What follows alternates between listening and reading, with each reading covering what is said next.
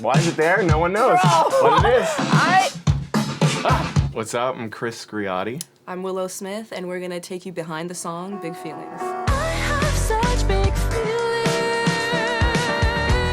can't shut them down without a sound. This idea of having big feelings, I knew that I wanted that lyric to be kind of like the guiding light of the whole song.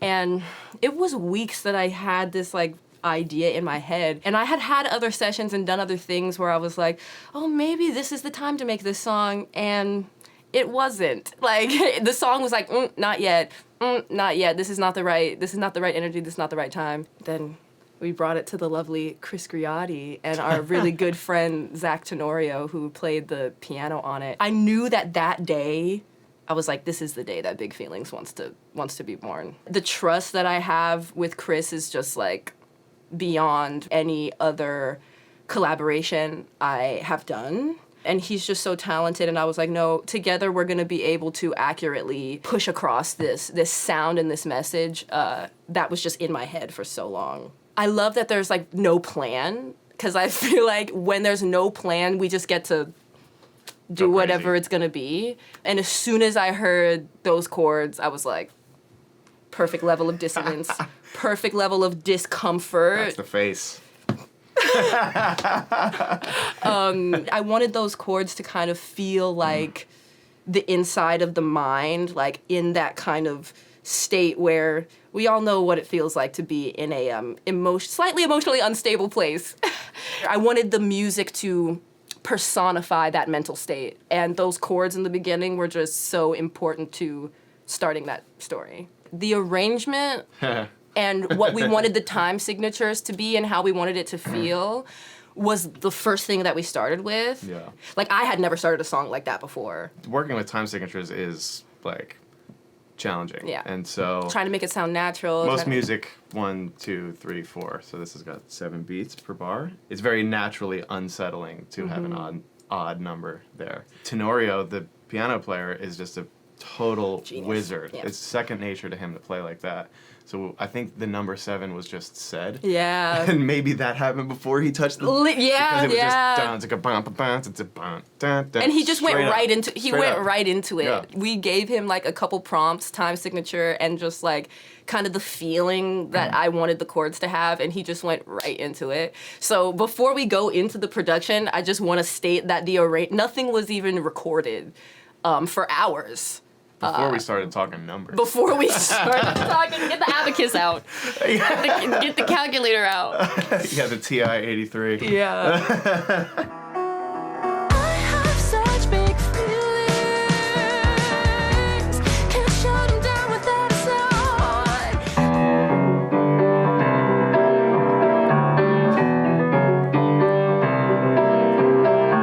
I love it. Like, the new piano that he had gotten right before we recorded this, like, you can hear the texture.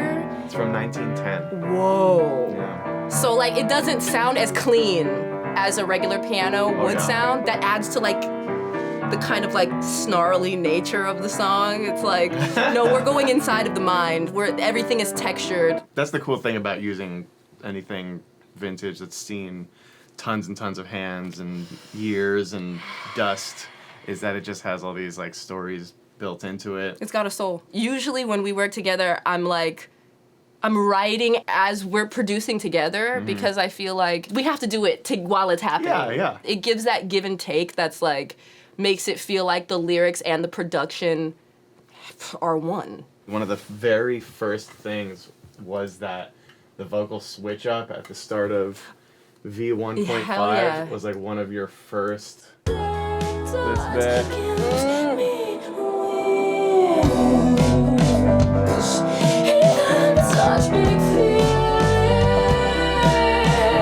This part right here was really inspired by Cornflake Girl. By Tori Amos, when she hits that unison with the piano and everything just kind of cuts out. The intensity with which she's playing the piano and just how abrupt it is when it's just like, oh no, just new part. Like, so much confidence there. It's the money.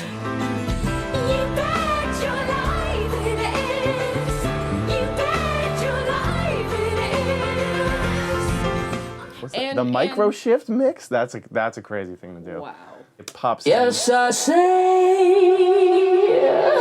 I have such big. And the way the hard cuts. The only way to live. Oh my goodness. That's talking about that like momentum, like, and those dynamics. Something as simple as cutting off like a delay tail, like right on the one. When a new part comes in, just really makes it feel like, okay, like even in just your body, like your mind doesn't really register it, but in your body, you're like, you have that feeling of like, okay, next part. There's another really fun, sneaky one that I always forget about. These guys, these drum things in the first chorus are very fun.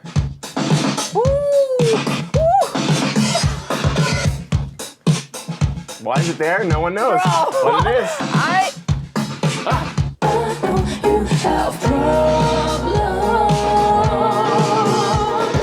Wow! There's 4 layers on the mode solo. Whoa! But it's all with different textures. Like Yeah. he played this. Hey guys. And that sounds like MIDI, but weirdly enough, it's actually not MIDI, and everything on this song is played with a human hand. Oh yeah. And that's also a really, really important part of not only this song, but the whole record.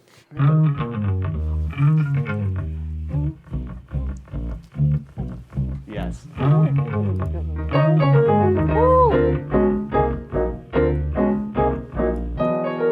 The interplay between the bass and the drums was so important to kind of drive home and make these weird time signatures and these weird changes feel Good. good. The natural inclination is to like match the piano or the kick drum or something. Yeah. And so the fun challenge that I got into with that was, what shouldn't I play?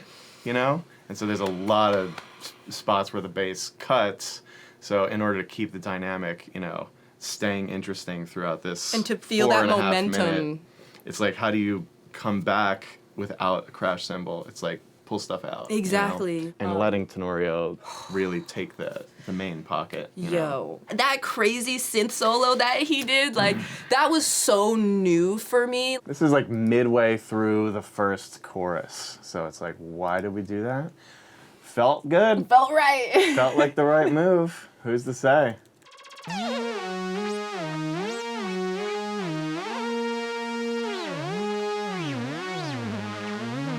Super spacey for such an earthy song.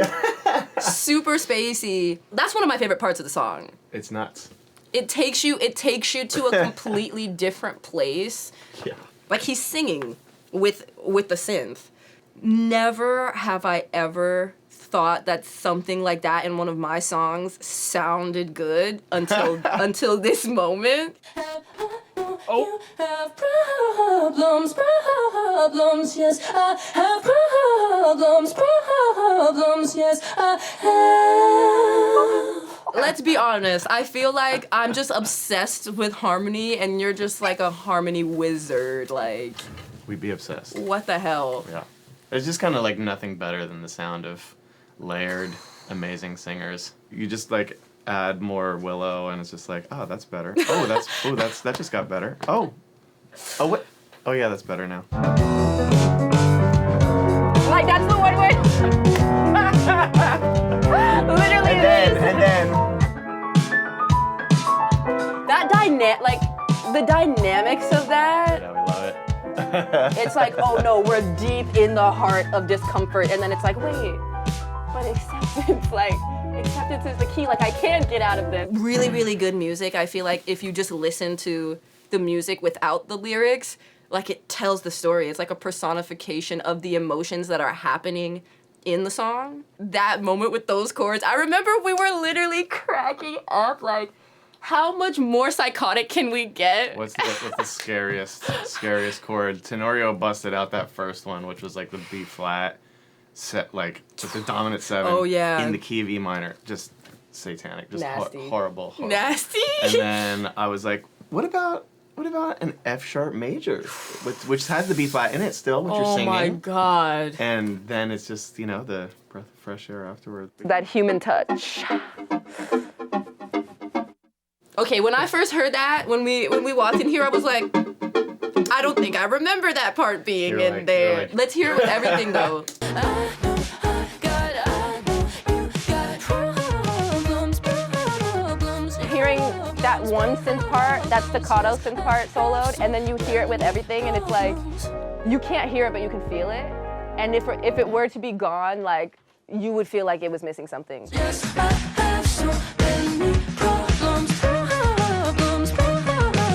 This song is such a beautiful representation of the attention to detail it takes to make something sound human. That acceptance is key part to me is just really important because not only does the music have this like uplifting feeling where it's like it brings you with it, it doesn't just tell you what it wants you to feel, it like brings you on that emotional journey with the actual progression. Yeah. And I feel like that's just something that I feel like we just need more of. It's like, no, we can accept our human parts. We can accept the parts of us that aren't perfect. It would have been really easy to make it sound very cut and like copy pasted cut because it's so syncopated. But to have him play all the way through, just really like that through line is just, If you it's can, priceless, yeah. do it. Yeah. Thank Sounds you, fun. Tenorio. We love you. Woo!